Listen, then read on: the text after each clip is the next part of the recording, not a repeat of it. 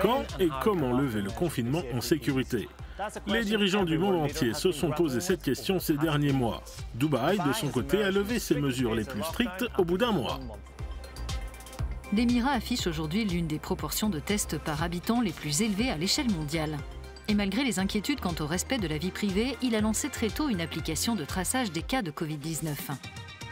La réponse de Dubaï à la pandémie s'appuie sur l'innovation, notamment sur des machines autonomes, comme ce bateau de surveillance portuaire piloté à distance. Et ici, à la Dubai Future Foundation, des scientifiques développent ces respirateurs qui, espèrent-ils, pourraient être produits en masse de manière simple et rentable. En février-mars, il y avait dans le monde moins d'une centaine de milliers de respirateurs. Et clairement, on devait voir comment apporter notre aide. On s'est dit qu'on allait explorer cette piste de développer un prototype de respirateur. Notre objectif, c'est de nous assurer de produire un respirateur qui puisse être accessible et qui présente toutes les caractéristiques d'un véritable respirateur. C'est-à-dire qu'il puisse donner la possibilité aux médecins de contrôler le volume d'air, la pression dont les patients ont besoin. Un enfant, par exemple, a besoin d'une pression très différente d'un adulte, et la quantité d'oxygène qu'il leur faut. Que prévoyez-vous dans l'avenir? Aujourd'hui, on est dans la phase de prototypage. On a 4 prototypes en cours de test actuellement. Mais dans l'avenir, on envisage de les produire par centaines, du moins pour constituer des stocks et potentiellement pour les fournir à tous ceux qui en auraient besoin à l'étranger.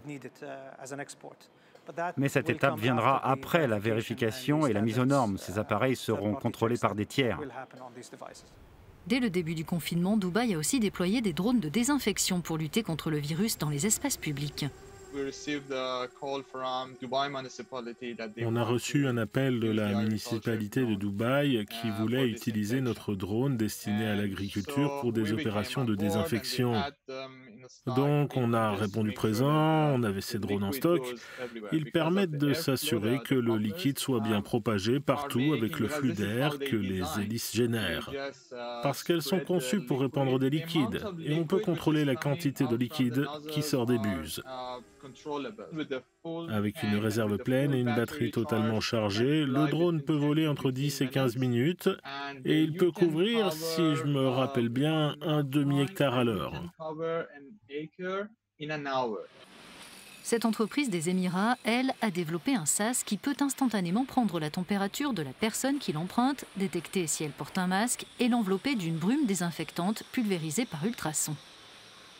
Le cofondateur de cette société estime répondre à de nouveaux besoins. Il y a beaucoup de choses qui sont en train de changer dans nos vies.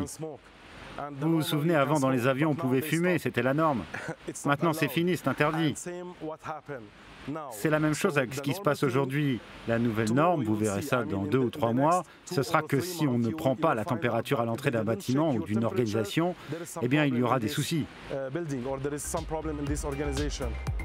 Sur fond de reprise progressive de l'activité des entreprises et des interactions individuelles, Dubaï s'efforce de tenir le virus éloigné grâce à toute une série d'innovations dans les domaines de la médecine et de la désinfection et les nouvelles technologies.